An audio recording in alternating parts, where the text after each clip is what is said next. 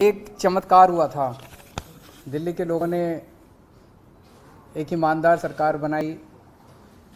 पहले दिल्ली में बिजली बहुत जाया करती थी। हम लोगों ने मेहनत करके 2-3 साल के अंदर सारा इंफ्रास्ट्रक्चर ठीक किया और दिल्ली के अंदर 24 घंटे बिजली आने लगी।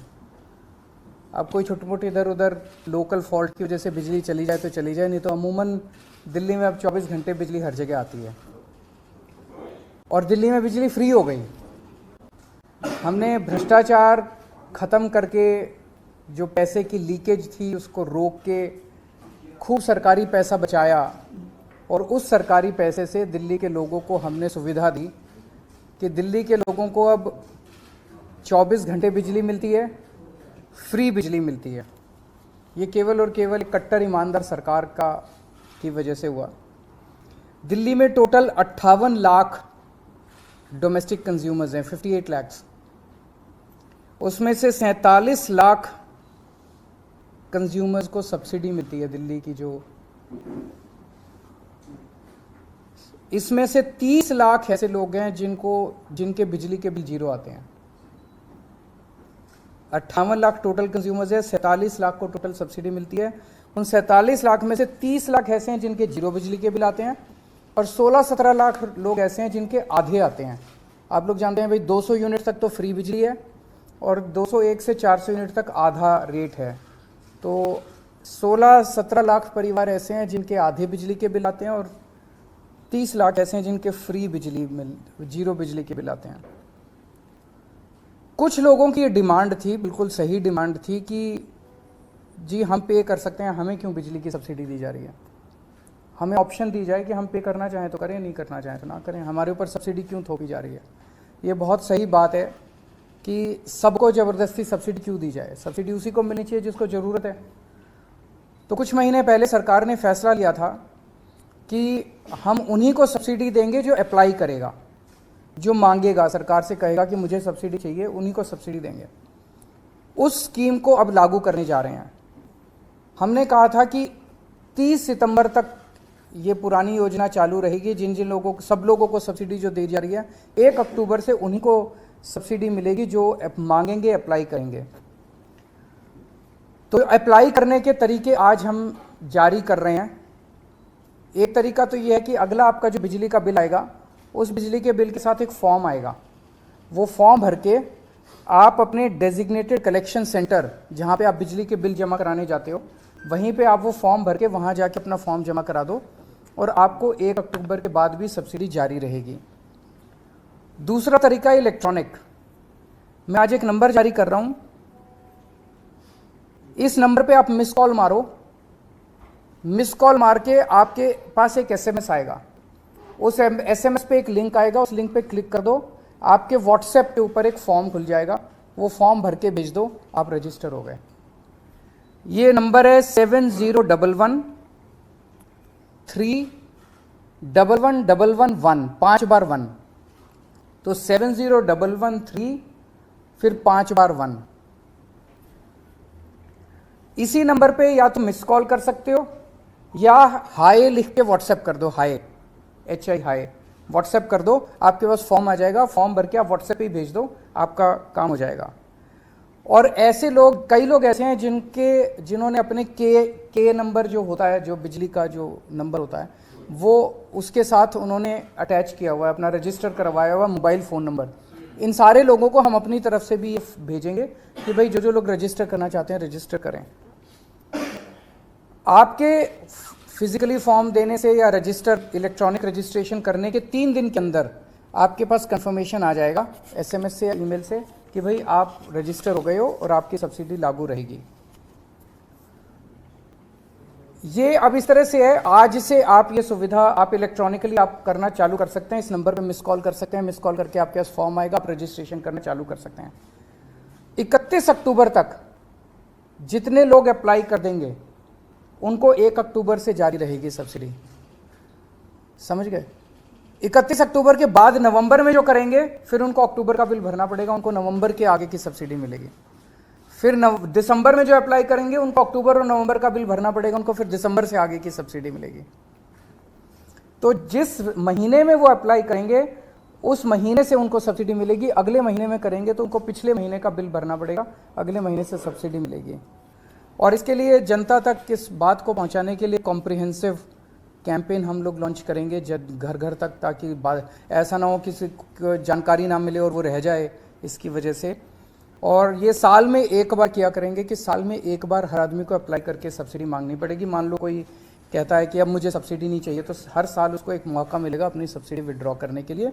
तो मैं उम्मीद करता हूँ कि जो लोग पे कर सकते हैं वो पे करेंगे, जिन लोगों को ज़रूरत नहीं है वो सब्सिडी गिव अप करेंगे, और ज़्यादा से ज़्यादा लोग इसका जो लोगों को सब्सिडी चाहिए वो इसका फ़ायदा उठाएंगे। इस पर अगर कोई क्वेश्चन है तो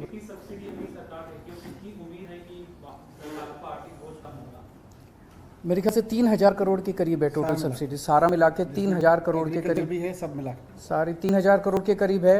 अब कितने लोग गिव अप करते हैं ये तो आपको पता चल जाएगा महीने भर बाद। एक साथ अप्लाई करेंगे तो इस चीज के भी इंतजाम किए जाएंगे कि वेबसाइट क्रैश ना हो, हैक ना हो, हैंग ना हो, अटके ना, दिक्कत ना हो, सारा इंतजाम। 1 करोड़ के आसपास लोग एक साथ भी अप्लाई कर सकते हो कि 2 करोड़ के आसपास जनसंख्या दिल्ली में। नहीं, 2 करोड़ की टोटल मैंने बताया 58 लाख उपभोक्ता हैं, जिसमें से लगभग 40 लाख के करीब 47 लाख के करीब अभी सब्सिडी को अवेल कर रहे हैं। तो हम उम्मीद करते हैं जो अप्लाई करेंगे वो 47 से कम ही करेंगे। तो टेक्निकली हमने इस सिस्टम को रोबस्ट किया है, मैं उम्मीद करता हूँ कि क्रैश नहीं होना चाहिए।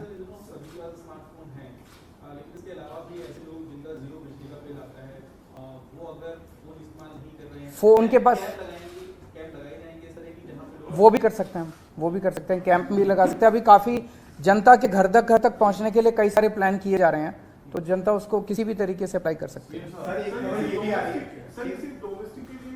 केवल डोमेस्टिक है। सर एक खबर ये भी आ रही है कि गोवा के अंदर जो है वो कांग्रेस के 8 विधायक बीजेपी में जा रहे हैं, तो ये खबर भी गोवा से आ रही है। इसमें देखिए दोनों चीज़ें हैं। हम तो हमेशा से कहते रहे हैं कि ये लोग जो हैं ऑपरेशन लोटस हर स्टेट के लिए चला रहे हैं, हर राज्य के अंदर जा के एमएलए खरीद रहे हैं। जाहिर तौर पे फ्री में तो एमएलए खरीद नहीं रहे, किसी को सीबीआई ईडी का डर दिखाते हैं, और साथ में जैसे अभी हमें पता चला कल कि पंजाब के अंदर भी इन्होंने कोशिश की 25-25 करोड़ रुपए में एमएलए खरीदने की। गोवा के अंदर कितने में खरीदे हैं ये तो वहाँ के एमएलए ही बता सकते हैं, या वहाँ के लोग ही बता सकते हैं कि कितने में खरीदे। ये अच्छी बात नहीं है, ये सही बात नहीं है। पैसा कहाँ से रहा है? हजारों करोड़ रुपया एमएलए खरीदने के लिए पैसा कहाँ से आ रहा है? जाहिर तौर के ऊपर ये सरकारी पैसा है जिसको साइफन ऑफ किया जा रहा है, और इसी वजह से महंगाई भी बढ़ रही है। तो हम लोगों ने पहले भी आवाज़ उठाई थी कि महाराष्ट्र में इन्होंने यही किया, मध्य प्रदेश में यही किया, गोवा में अब दोबारा ये किया है, कर्नाटक में यही किया, आसाम में यही किया, अरुणाचल प्रदेश में यही किया, दिल्ली में इन्होंने कोशिश की, पंजाब में इन्होंने कोशिश की। ये अच्छी बात नहीं है। उनको नहीं अप्रोच किया गया।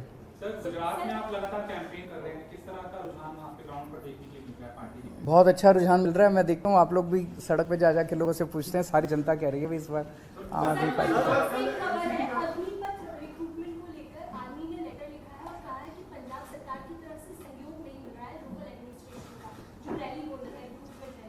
ऐसा होना नहीं चाहिए, मतलब हमारे जो भी मतभेद रहे अग्निपथ को लेके, बट एक बार ही केंद्र सरकार ने लागू कर दी है, हम उसको पूरा सपोर्ट करेंगे। तो पंजाब का स्पेसिफिक क्या है इशू मैं एक बार पता करूंगा, बट हम पूरी तरह से सहयोग करेंगे, इसके स्कीम में भी सहयोग करेंगे, आर्मी का भी सहयोग करेंगे।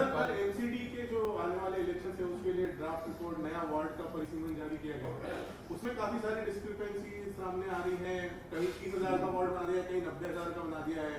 इसको लेके आप लोगों की पार्टी की क्या रणनीति? ये अभी स्टडी कर रहे हैं, 1-2 दिन दीजिए, 1-2 दिन स्टडी करने के बाद ये पूरी की पूरी आप लोगों के भी सामने रखेंगे, और हम कमीशन के सामने भी इसको रखेंगे। ऐसा मैंने कल एक प्राइमा फेसी जब नज़र मारी तो ऐसी कई सारी विसंगतियां हैं उसमें, तो उन्होंने पब्लिक फीडबैक के लिए डाला है, तो उसको हम भी स्टडी कर रहे हैं, बताएंगे।